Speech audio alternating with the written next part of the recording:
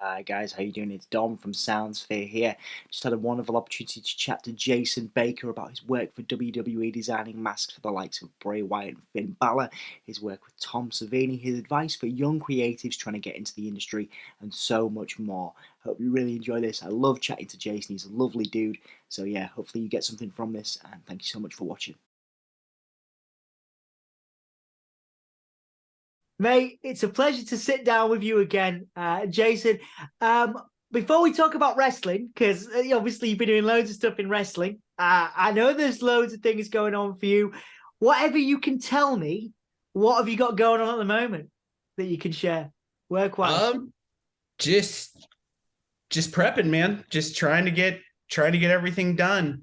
We've wrapped a few films. I just worked on Insidious 5 over the summer. That was an absolute blast. We had the Black Phone come out finally Loved over it. the summer. So Yeah. very, very, very proud of that. So still just so honored that we got to be a part of that, again with Scott and everybody. It was so cool, and just seeing how much of a well-received reaction people had for it and stuff. So that was really, really cool. And just prepping for a bunch of stuff coming up that we can't quite talk about yet. So Yeah, man, it's so cool. Like I said to you before we started, I'm so excited for you, man.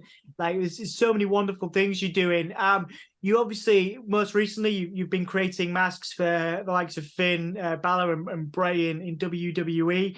Very different styles there, and because obviously I think one of yeah, them, the Finn one, was obviously just on this past pay-per-view. And obviously the brace or PLE as they are called now, premium live yeah, events.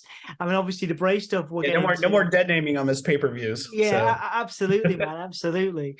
But yeah, very different styles of mask for what you've done with Finn and what you've done with Bray. Um, Really interesting. So, can you talk to me about the different styles and the different work processes you went through with, for example, the kind of helmet sort of style thing you did for Finn, the sort of very cool style of that, and then obviously the horror theme stuff you've been doing for Bray since he's been back. yeah, no, I love challenges. I love doing different things, and Finn just came with this unique look that was something that we hadn't tried before and did before, and it was really cool, and it was a fun challenge. I'm always open for challenges and trying to figure out things of that nature. And we had to figure out how to make it, and be so he could see through it, which he could see through it perfectly, and almost created this like two-way mirror effect Mm. for it and everything for him. And Finn's great. Finn's really creative. Everyone at WWE is really creative. I'm so blessed and honored to get to work with everybody there. It's so much fun. Yeah. It's so different.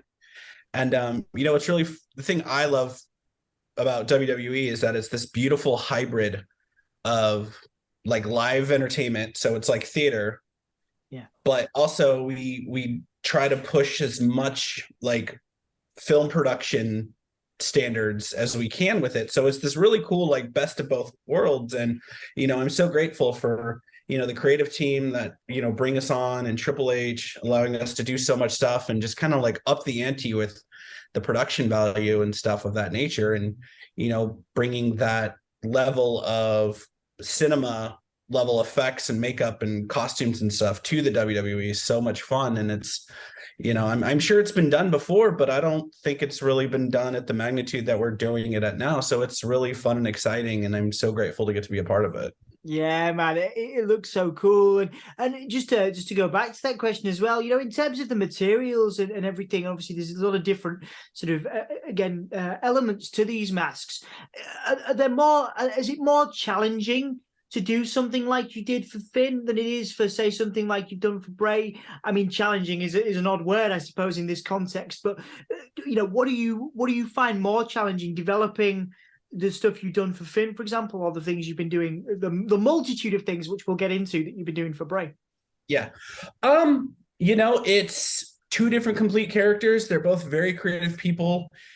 It's always trying, and that's part of being an effects artist. It's one of the things that Tom Savini drilled into my head for the 10 years that I worked for him. I still work with Tom, but Tom was always, it was, figure it out, figure out, you have X amount of money, X amount of time, and your imagination. Now go. And that's what we do is we're like, okay, what materials can we use? Or we're trying to figure out ways, and it's also trying to think outside the box of things to do. Like, prime example for Finn's mask, we couldn't get from the plastic company that we order our plastic sheets from. They didn't have any in that size to color it with to the color that Finn wanted. So we did some research and homework, and we actually used polyester clothing dye to dye the clear plastic so he could see through it. So it just became this, this huge sunglass lens, essentially. And just figuring that out, and having to like go find a giant cauldron pot to boil polyester dye in and like hold the plastic, and we were doing it in intervals, so we'd soak it in and let it, and then trying to figure out a sweet spot of how long to, how hot to boil the water, because you don't want it to melt the plastic, but you also need it to kick up the dyes, and then figuring out how long we should soak it for intervals. So, because you can always make it darker, but you can't really make it lighter. So it was, we dip it, pull it out, wash it, look at it, hold it, compare and contrast. And then if we needed to go again, we'd go again. So, it's always unique. And then, there's always what they're being used for, like coming up with something, for like Finn, you have the luxury of it being, he's not going to work in it. He's not going to wrestle in it. So it can be something that's a little different and this and that. As for Bray works in a lot of the things we make for him. So it has to be, it has to be light, it has to be durable, it has to be comfortable, it has to be, non-vision restricting, less, it's got to be safe, not only for him, but for the other wrestlers. So he can see, he can work and, do whatever he needs to do in the ring with it on. So, yeah. And we'll talk a little bit about so one of the more recent creations you've done for Bray. But I'm very interested because you've been involved with, with that lore of those characters with Wyndham, with Bray for a long time. And I see that, a lot of people blow up your social media asking questions. And I want to know from your perspective, developing not only the visual side, but also the lore of these characters. Because I've said this quite often, and I think you've mentioned it in the past, it's like a movie in itself, the stuff you're doing with Bray, the stuff you're doing with Wyndham. It's a movie. It's like a comic book. You know what I mean? It's so vast. So what's it been like, not only doing the Funhouse stuff and creating these masks, but also being a part of this, or cultivating this lore around a character that has lasted, for so long? Do you know what I mean? There's such a fascination and still so many questions around this character. And you're a huge part of creating that mystique that, with the way the world is at the moment, doesn't happen very often. So what is that process like for you? Honestly, I feel like you're giving me more credit than I deserve. It really just all goes back to Bray. It's really just Bray. It's his barbecue, and I'm just glad I get to come and eat at the table. You know what I mean? Yeah. He's so just inventive, and but also he's very collaborative, which is beautiful. I'm so blessed. I get to make monsters with one of my closest, dearest friends in a genre that doesn't usually have these types of characters and stuff like that. So it's so fun and unique. And, one of the big things that Bray always talks to is, he's so grateful for his fans and for their loyalty and for their, their dedication through the years. And, people will remind us of things that like maybe he said, 5, 7, 8 years ago, that or this or that, or how things tie back in, and it's always he always wants to reward them or give back or kind of keep people interested. And it's it's, as a fan, to me, I love like you go see a comic book movie and you're like, oh, there's first Iron Man, you're like, oh, look in the back, there's Captain America's shield or this or that. Like, I know Easter eggs are like, they've become so like passe in this day and age, but it's like to put Easter eggs into professional wrestling is so like unique and different. And I don't know if anyone else who's really doing that besides Bray. And so the fact that he rewards his fans for their dedication, for their loyalty, is so unique and so genuine from him, because he genuinely loves them and he loves that they've been on this journey with him for so long. And it's so fun and unique to to give back or have them like go back and, try to like look at things. And, the same way that, I'll go back and I'll see something in a movie or I'm like, oh wait, that ties into this movie, or oh my God, that's the same thing that happened in like issue like 624 of West Coast Avengers or something, like I'll go back and like look at my comic books and stuff like that. So it's again, I feel like you're giving me way too much credit. I just make the stuff. It's all him. He's the mastermind. And again, I'm very grateful to get to come to the barbecue, to the tea party. Yeah, I love it. Well, I'll ask you a couple of questions as a fan in a second about what you want to see from some of those characters, that you've developed work, that you've done work for. But there is a recent mask that we saw was the one at the Royal Rumble, which is obviously the pitch black match and all that stuff. And from a process point of view, if you're developing something for a pitch black match where there's so many colors, there's so many creative elements in there in terms of a process and how to make that pop on screen, how to make that stand out. What are the challenges of building something like that where, whatever this character's called, whatever it's going to be, but in terms of the mask, in terms of the physical process of building something like that has to stand out in a very visually striking setting, you know what I mean? What's that like for you? What was the challenges of building that kind of thing? Oh, there was none, because Bray's a phenomenal artist and he does concept art for us. And he's like, here, make this. And I'm like, okay, sure thing, man. Yeah.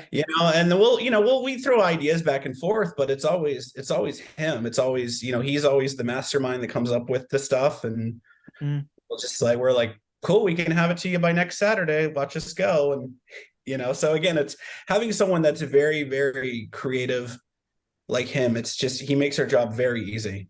Yeah. Yeah. And, because I can't tell you how many times we've worked on films or scripts or, other things. And they're like, just make us something scary. And I'm like, well, what does that mean? Like, what you think is scary, I might think is hokey. So like, let's, you tell me what you need. So yeah. So him knowing exactly what he wants to see, knowing his vision, knowing where he wants to take his character and everything just makes our life so much more convenient. So again, I'm so grateful to work with someone who's such a visionary and has so many ideas. Yeah, man, it's fascinating. From a production point of view, because obviously there was the return at Extreme Rules with all of the Funhouse characters come to life. Now, what was that like? Because again, there's so many eyes on that product, but there's so many outfits, so many masks, so many things to create. Was there a pressure on you and the team? Like, what was that like? I know you've you've done movie stuff before. I mean, you've been doing it for years, but there's a lot of pressure on something like that, a big return, but also a big order. That's a big order. There's a lot of moving parts to that. What was that like for you? It was the most unique birthday I've ever had. That was actually that's how I spent my 40th birthday, was traveling from Pittsburgh to Philadelphia with a bus full of our crew members in Bray, prepping and preparing and working on stuff. I think we left at 7 a.m. We got on the bus at 7 and we left here at the shop at like 5:30. So, and then drove back that night. So it was probably the most hectic 48 hours that I can remember in a long time. Yeah. But no, man, dude, it was exciting. It was great. Again, like I've had the pleasure of becoming really good, close, dear friends with Bray. It was great to see my friend back where he belongs, where he should be, and then just seeing the love for him was just so heartwarming. The fact that, like, I don't know if I could swear on your podcast or not, but hearing hearing 40,000 Philadelphians chant "Holy shit" so loud that you couldn't hear Bray on his microphone say "I'm here." That's just testament right there. So it was great, man. And just getting to be a little cog in that big wheel I'm forever grateful. So it's definitely going to be one of those things that I tell my grandchildren about. Yeah, absolutely, man, absolutely. And I want to talk about other things that you're going to be telling your grandchildren about. You know, some of the films you've worked on more recently, and as well as the Black Phone, which has left an incredible imprint around the world. But a couple of questions as a fan then of, you know, obviously you mentioned obviously how tight you are with Bray and the character, but what would you like to see next then as a fan of this new iteration, Bray, but also Uncle Howdy, as a someone that watches it, watches it and loves it? What would you like to see next from those characters? Dude, I just want to be surprised like everyone else. Yeah, that's half the fun, is not knowing. You know, once that's what I don't understand. Like, I don't understand dirt sheets.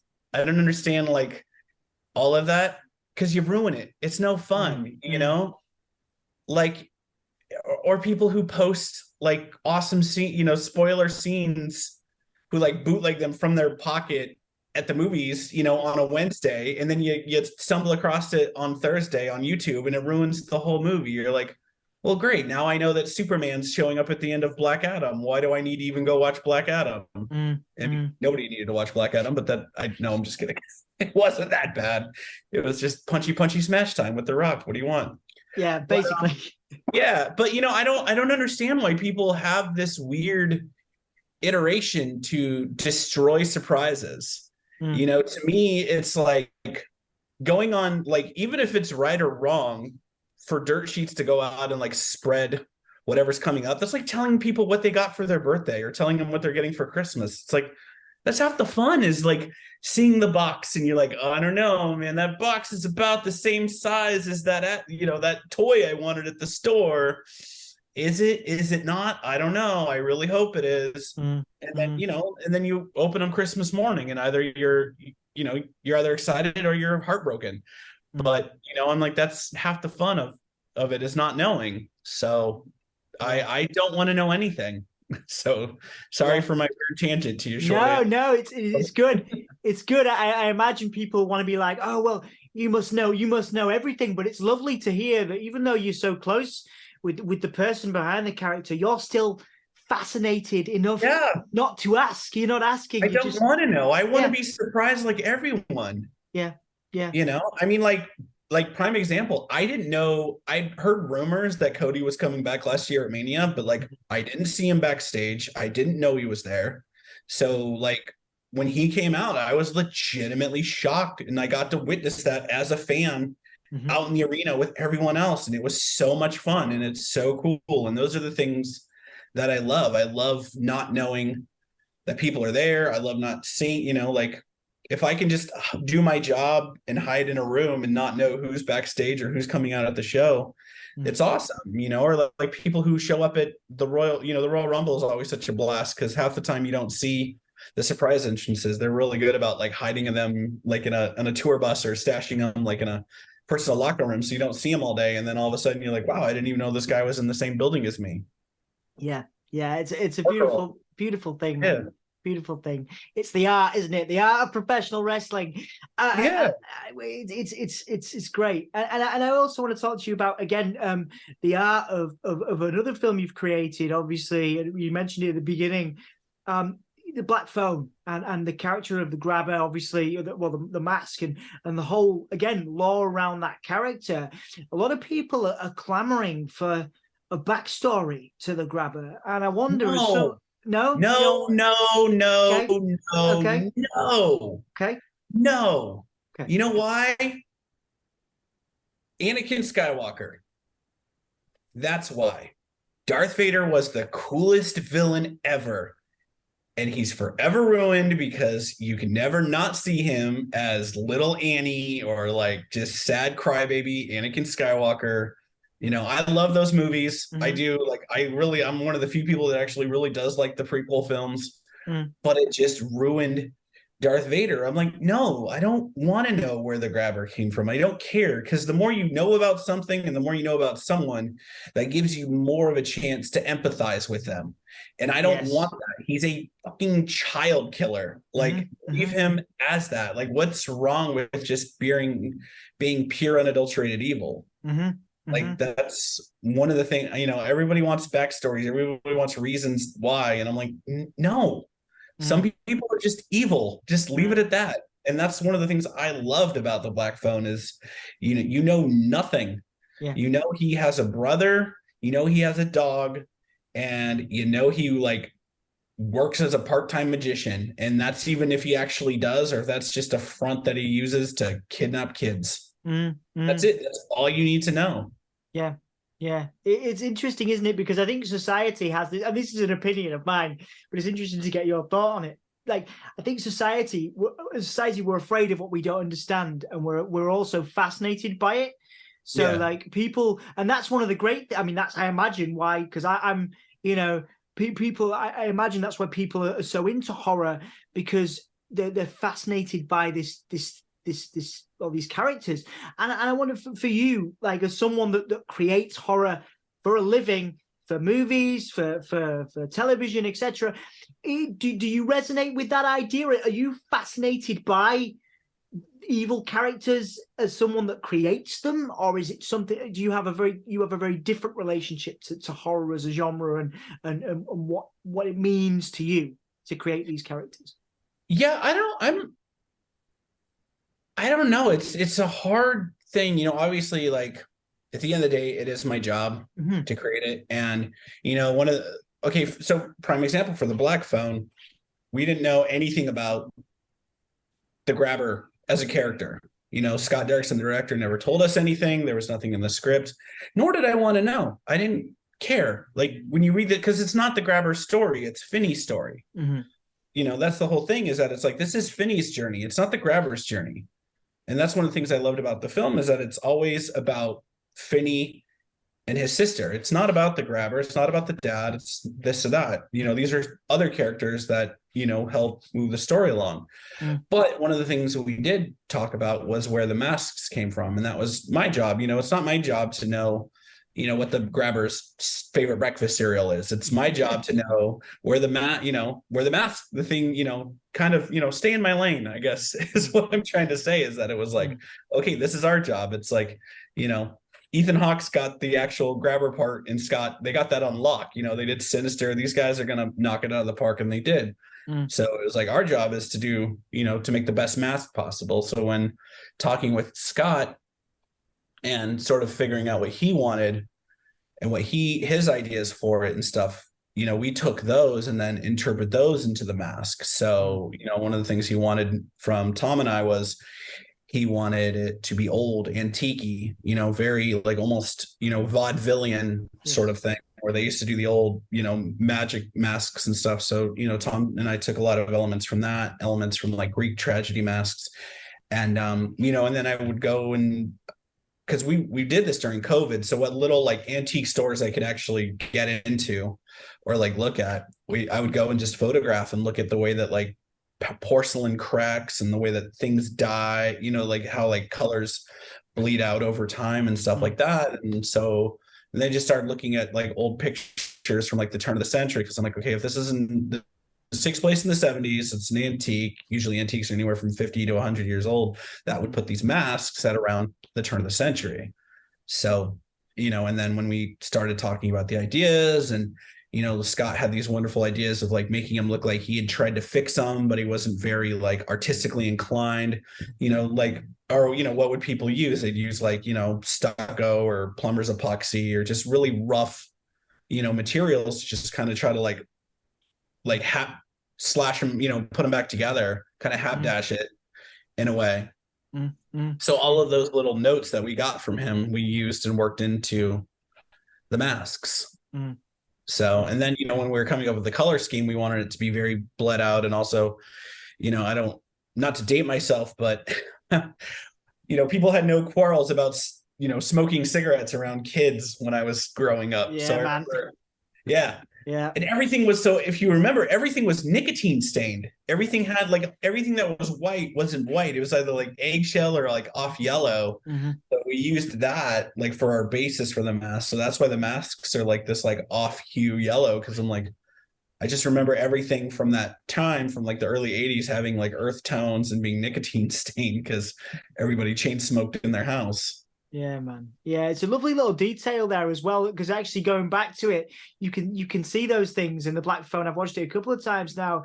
You go back to it, you see new things every time. And you mentioned obviously the value of, again, creating that, intrigue, the Easter eggs and things like that. I love the idea that, people might listen to this and then go, oh, go back to it and notice things like that. I think that's a beautiful thing. That's a beautiful creative part of the creative process, right? Yeah.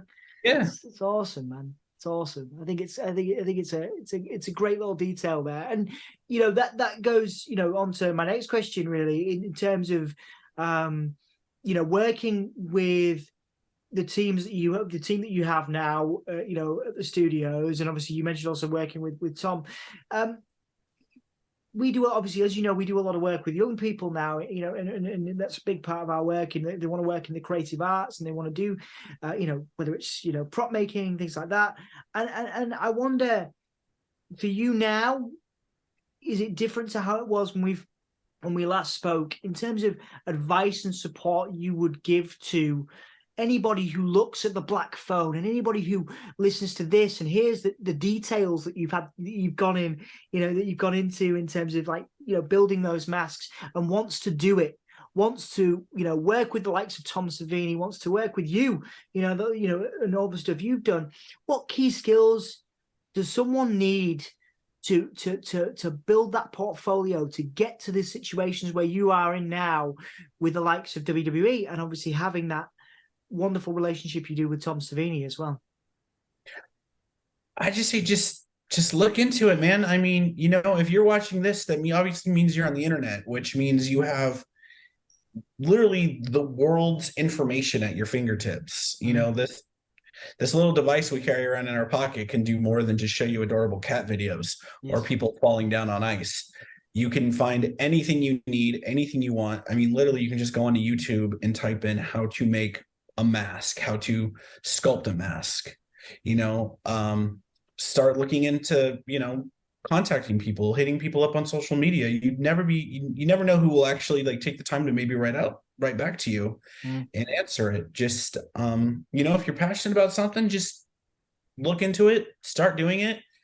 And, every artist I know, including Tom, Rick Baker, all the great effects artists, started off making stuff in their bedroom. And then when their parents got mad at them for ruining the carpet, they moved it into the basement or the garage, and then they just kept going. So, I was the same way. Like, I would just, whatever I could get my hands on, I would just make stuff and just kept going and going and going. There's schools out there, there's courses online. I hear all the time from people who are like, oh, I'd love to, go to Tom's school, but I live in, like, Saskatoon, Saskatchewan, Canada or something. And I'm like, okay, well, then get online and do some other courses, Stan Winston has amazing online courses that we still use. Like, I'll, like, if there's something I haven't done in a year or two, I'll go online and I'll look up a video and, like, give myself a refresher.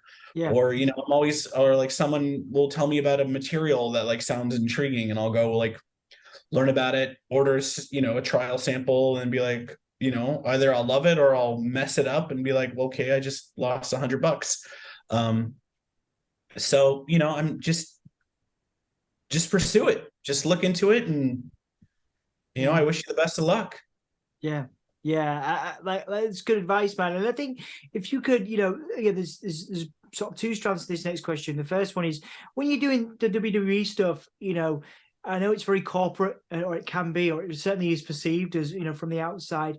Obviously, skill gets you so far. The wonderful skills that you have and your team has, have built masks for some of the biggest stars in music and in wrestling. But also there's a social element to it, and going to those meetings and having those conversations, and I wonder how important, aside from the skill and the knowledge of how to create, but also that social element. A lot of people that we work with have a little bit of social anxiety, and maybe they have these wonderful skills, they can draw, they can create, but they struggle a lot with that anxiety around, going to those meetings, those making those pitches, for example, their stuff. Yeah. And I wonder, how do you feel about that? Is that do you have any thoughts on, again, socially, how to get your work into the right room, the right people. Obviously, when you're talking to Triple H, you're talking to a now globally renowned businessman, for example, and there's you with your products, again, being seen on a global, on a global level. But you have also, I remember talking to you last time, and you were, you took a risk and you moved and you made these things happen for yourself. But how do you get from moving on a wing and a prayer, just to take a risk, just to do it, to getting in a room with Triple H, making these, getting these meetings, and how does someone who struggles a little bit with that social anxiety, how do they do that? If you understand what I'm trying to say. Yeah.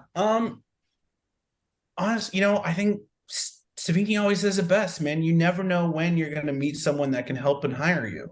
Yeah. So you always want to have your portfolio on you, have your portfolio ready, take your work, put it into a file on your phone so you can show them, or like at least send them a link to your Instagram if that's where you keep your pictures, something of that nature. I can't tell you how many times it's like I never knew. The morning I woke up, I never knew I was going to meet someone that was going to hire me and change my life. Prime example, when we got the call from Blumhouse to possibly work on the Black Phone, I thought that the producer's account had been hacked. I was like, there's no way this guy wants to talk to me about a movie. And then I was like, well, I'll give it a shot. It's probably just going to be some 1-800 dial number anyways. And I called him and it was actually him, and we got the job. So you never know. And just persevere, and also just remember, it's like this is fun, man. It's not, there's deadlines, there's stress, there's you're working with other people's money, and and people are depending on you to make deadlines and everything. So you have to take some of it very seriously, which I do.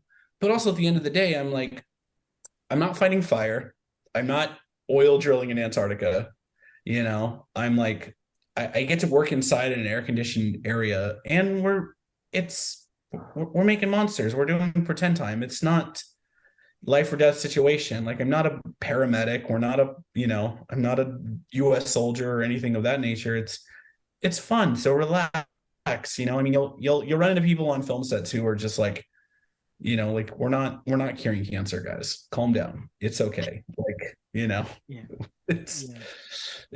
no reason that people need to get hurt on film sets or even be screamed at and fight. It's, it's entertainment. That's what it's supposed to be. It's supposed to be an entertainment, should be fun. And if it's not fun making it, then what's even the point? If I don't have fun making it, you're probably not going to have fun watching it. So it's a good point, man. It's about perspective, isn't it? It's my thing too is I'm like, I had some horrible dead end jobs after high school. So that nothing like scrubbing a toilet at a Walmart at 4 a.m. to make you want to change courses in your life. Again, it's that perspective that I think people need. It is interesting to hear it for you. Again, it's a wonderful job, and it's a great job to have all these resources and the platform that you have had. But again, it's a perspective thing. You have also, you've also had those other jobs, that you've struggled through, and it's a perspective thing. And I think it's really interesting, and I hope you understand why I asked you the question, because I think it's good for people to have perspective. You can get to where you are. It's a lot of hard work, a lot of graft. But something as simple as having your portfolio on your phone could change everything. You know what I mean? Absolutely, yeah. I mean, I can't tell you how many times I've just been chatting with someone, and they'll ask me what I do. I start showing them stuff, and they're like, "Oh, by the way, I'm a movie producer, or we're I'm a film director, or I'm this or I'm that," and let's talk. Yeah. So Opportunities can happen from anywhere, and that's I've got 2 or 3 more now. And it's again, an opportunity that you've had recently is to direct a documentary on Tom Savini. Now, it's called Smoke and Mirrors, and I've obviously here in the UK, I'm trying to get access to it now, but I think that must have been well, I'm saying that must have been, but what was it like for you to do that, to build that? Because again, you've worked for 10 years and built a friendship with Tom, who is obviously world renowned, and you yourself are now in a situation where you are renowned for your work. So what is it like to direct something on somebody you know and you care about, and kind of, I guess, compact that into a to something? Yeah, how do you shoving 73 years of someone's life? Yeah, It's yeah. it was a challenge, man. It really was, because I had met Tom and I thought Tom was so unique and wonderful and had such a unique story. And finding out that like Tom made all of these huge iconic films literally out of his basement in Pittsburgh, in his little row house in Pittsburgh, Pennsylvania. And it's like, you're doing work that is on par with the big studios out in Hollywood, and just changing an entire genre of cinema by himself. And not only that, but then hearing the stories of Tom never moving to LA, never doing that, and then being a single father and everything else that came along with it. It was such a unique story, and I was so enthralled by his life and everything. And I was really surprised that nobody had ever really done anything on it. I know people had done, like, there were screen grades, but that was all on his career in his movies. And I'm like, but why has nobody ever told Tom's story? The fact that everything from going to Vietnam to coming back to meeting Romero to this and that to to becoming a single father, all of that. And I'm like, and that was, so when I came up with the idea and I pitched that to Tom, that was my angles. I was like, Tom, I don't want to tell, I don't want to just do another documentary about all the movies you worked on. If people want to learn about what it was like working on those movies, they can just watch the behind the scenes documentaries on the DVDs. I want to tell the story about you, about what you went through and what it was like for you to, not only do this, but, doing this while being a husband, doing this while being a father, doing this, while being a veteran, doing this while being, an artist and everything else. And so that was my angle for it. And Tom loved it. And, and I think it's been very polarizing. Like, people either like love the fact that I took that approach with the documentary, or they're like, you're an asshole, you ruined it. Why is there not more like behind the scenes footage of Dawn of the Dead in this documentary? And I'm like, I don't know. Sorry for partying, I guess. I don't, because I didn't care about I do care. I care about everything that Tom's done, but that wasn't the story that intrigued me, And I always say when I pitched it to Tom, is I was like, I don't want to tell the story about the guy who just sprayed a bunch of fake blood all over the Monroeville Mall. I want to tell the story about the guy who went and sprayed a bunch of fake blood all over the Monroeville Mall, and then had to be home at 7 a.m. to make sure that his daughter was on the school bus to get home. To me, that's a parent, as a father, and now as a husband, those are the stories that intrigue me. And, and then just dealing with, the ups and downs and the honesty, the brutal honesty that a lot of people don't talk about is, being in the entertainment industry is very hard on a relationship. It's very hard on marriages. It's very hard on, boyfriends, girlfriends, couples, whatever, and, so I think just sharing those stories with people and having Tom just open up for the first time to a camera was really, really impactful. And just, I think hopefully people saw the way that I saw Tom, where he's this wonderful, loving, kind human being. We always joke about how like Tom is like this like Italian mother in this like bodybuilder's body, because like you go to his house and he's just this like, he's still like 76 and he's built like a fucking Greek god. But like you go over there and he's like, here, I made pasta, I made gnocchi, I made pizza, I made and he's like, no, you gotta eat, you gotta eat. And it's just like, he's just like shoveling like, Italian food down your throat and stuff and, everything. So it's just, he's so nurturing and so loving and just such a wonderful, wonderful person that I'm so grateful that not only do I get to call him a friend, but, he's family to me at this point. So I'm very grateful to have Tom in my life.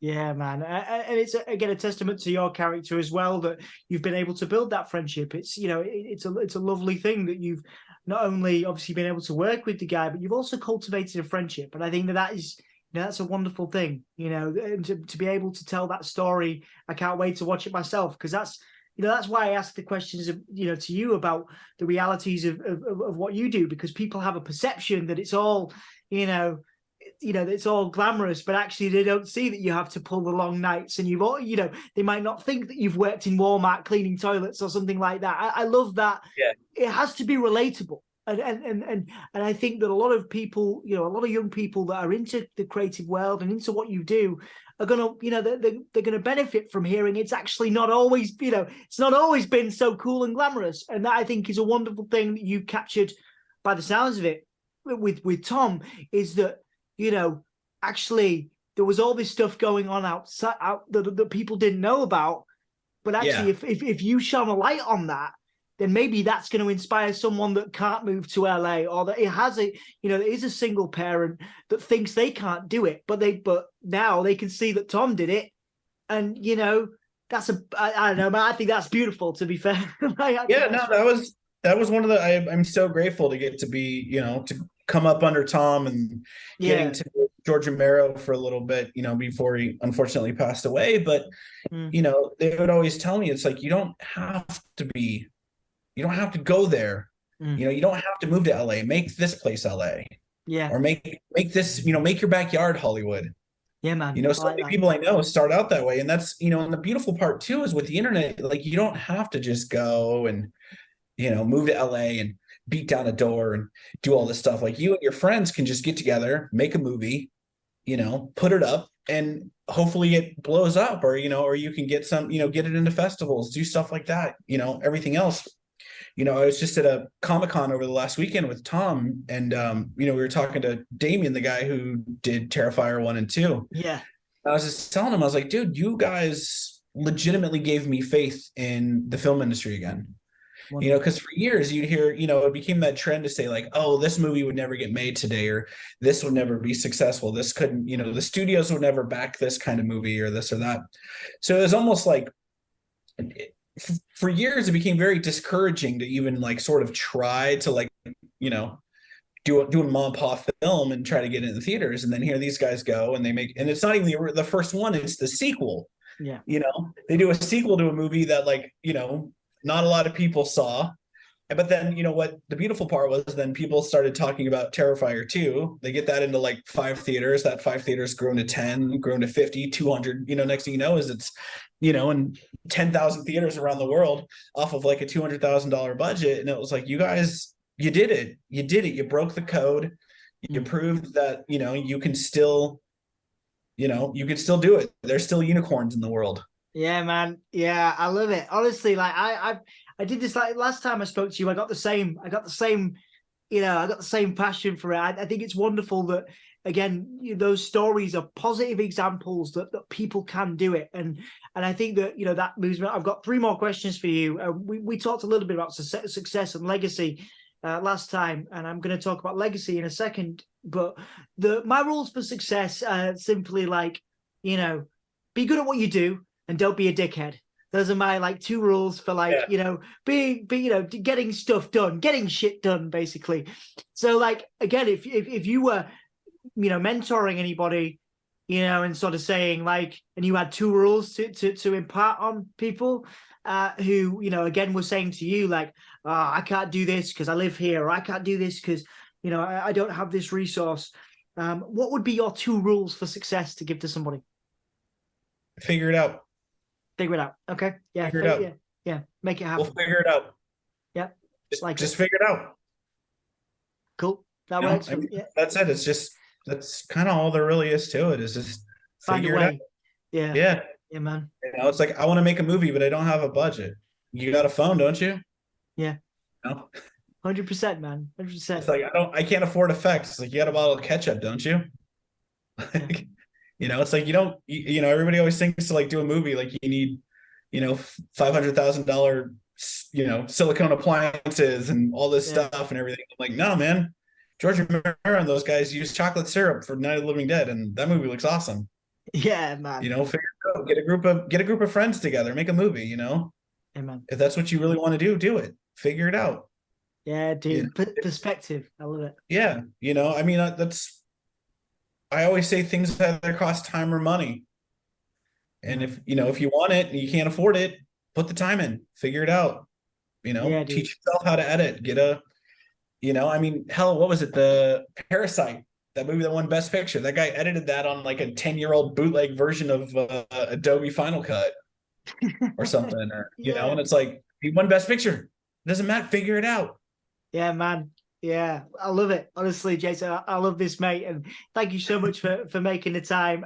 Couple more then. Yeah, Before absolutely. before we round up, we have discussed this before, but I want to know if your attitude to it has changed. The idea of you talk about obviously your legacy, I guess. And Tom, obviously you have directed something which is a tribute to Tom's legacy, and I wonder, is that something that concerns you now, as obviously your career has developed and you've done all these things? Do you concern yourself with the legacy of your work, and what if so, what would you like your legacy to be? The 2023 version. I don't. Yeah. When I die, as long as my kid thinks that I'm a good dad and my wife thinks that I'm a good husband, that's all I need, man. I'm like, everything else is just cherries on cheesecake. Yeah.